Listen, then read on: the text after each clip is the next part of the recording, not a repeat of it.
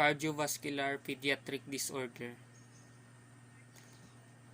Heart failure, ito yung inability ng heart na mag-pump ng sufficient amount ng blood to meet the metabolic and oxygen needs ng ating katawan. May dalawang types ang heart failure. Ito yung right and left-sided heart failure. Ang karaniwang makikita mo sa taong may right-sided heart failure is ascites, jugular vein distension, oliguria, and weight gain. Then sa left-sided is cough, dyspnea,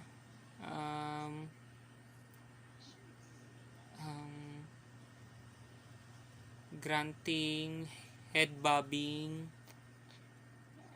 nasal flaring, and retractions, and tachypnea.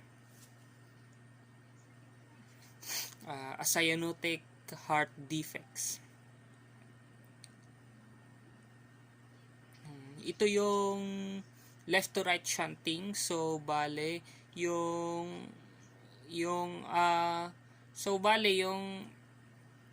blood is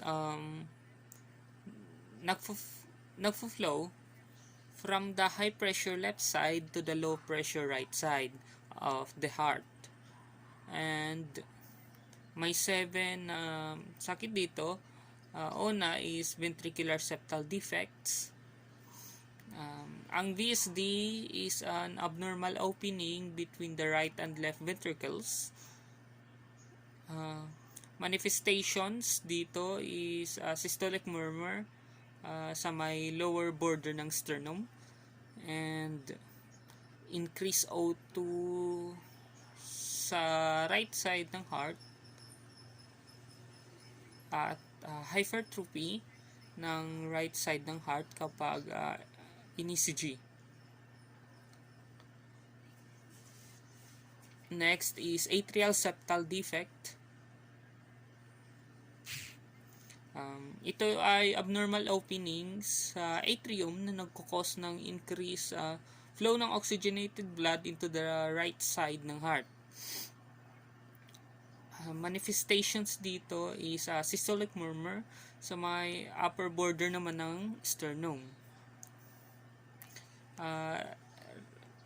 Right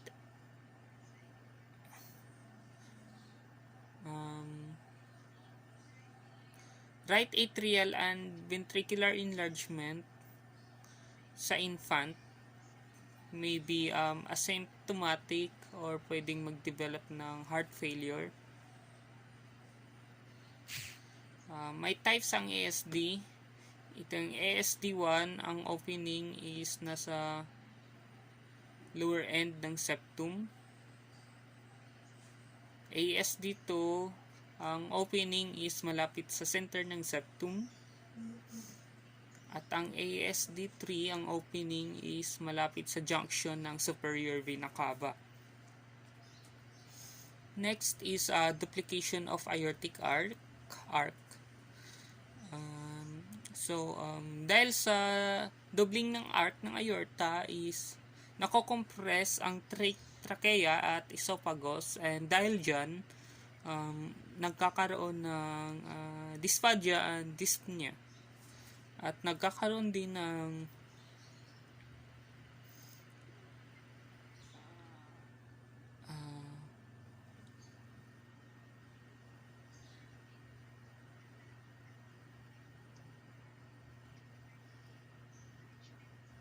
left ventricular hypertrophy. Nagkakaroon din ng left ventricular hypertrophy.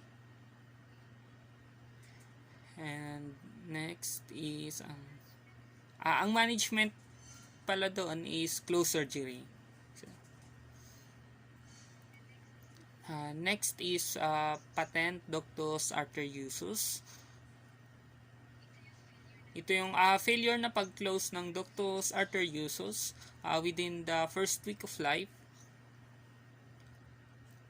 Manifestations are machinery like murmur, widened pulse pressure, and bounding radial pulses. Next is pulmonary stenosis. Ito yung narrowing sa entrance ng pulmonary artery or pulmonic valve causing congestion sa right ventricle. Manifestations are murmur, murmur,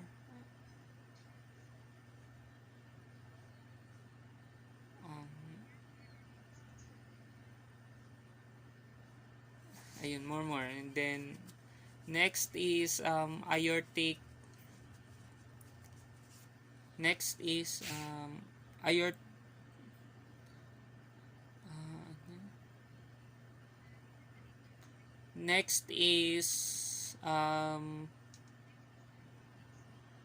aortic stenosis. Narrowing ito ng aorta or aortic valve causing congestion sa left ventricles. Manifestations are child may exhibit symptoms similar to angina.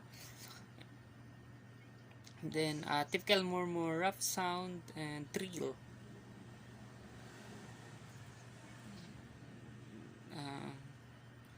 Last is the coarctation of the aorta.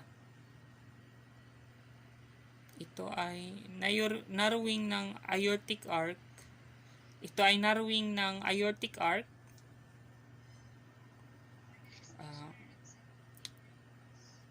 Manifestation is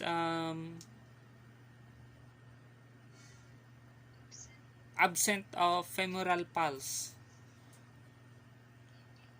BP increases in upper extremities and decrease in lower extremities. Epistaxis. Then cyanotic heart defects.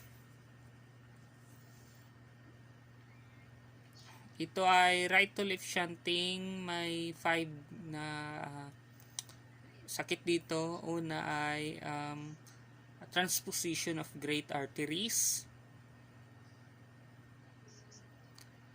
Sa toga, ang aorta is nag-arise from left ventricle at ang pulmonary artery sa toga is nag-arise sa right ventricle. Sa toga nag-arise, ang aorta ay nag-arise sa right ventricle at ang pulmonary artery naman ay na-arising sa left ventricle. Manifestations dito are cyanosis after the first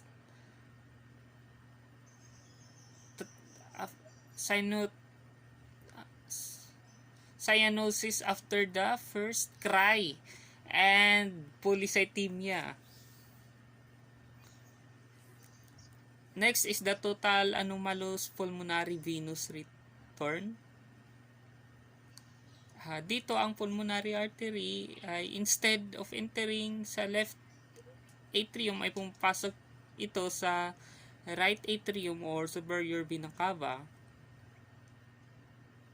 Manifestations dito ay mild to moderate cyanosis at polycythemia. Management is restructuring of the heart. Next is the transcos arteriosus. Ang aortic at pulmonary artery is arising sa isang common trunk or single vessel with VSD. Manifestation is cyanosis and polycythemia. Then the tricuspid atresia. Ito ay failure na mag-open ang tricuspid valve. Manifestations are cyanosis, tachycardia, at dyspnea. Sa older children is nagkakaroon ng chronic hypoxemia at clubbing. Ayan. Next is tetralogy of Fallot, which is consist ng pulmonary valve stenosis, right ventricular hypertrophy, overriding aorta, ventricular septal defect. Manifestations dito is hypercyanotic. Ang O2 SAT is ranging from 65 to 85% lang, and polycythemia at clubbing of fingers. Positioning sa infant is knee chest position, sa child naman is squat. Cardiac catheterization, ito yung pag-insert ng catheter sa femoral or radial arteries sa ating katawan para tingnan ang heart.